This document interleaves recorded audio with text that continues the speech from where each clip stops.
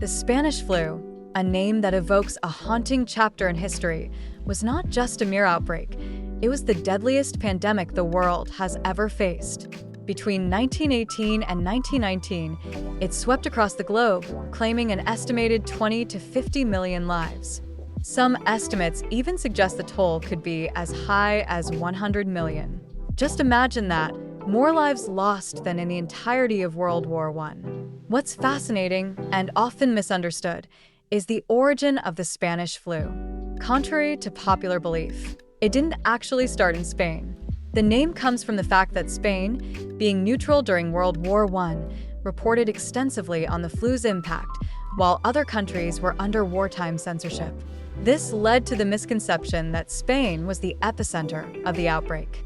In reality, the exact origins remain a mystery, with theories pointing to various locations, including military camps in the United States. The pandemic unfolded in multiple waves, with the second wave being particularly devastating. It's hard to fathom, but this wave struck in the fall of 1918, and it was unlike anything seen before.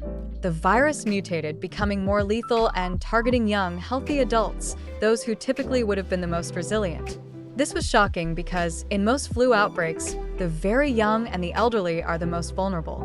But this time, it was the young adults, often without any pre-existing conditions, who were hit the hardest.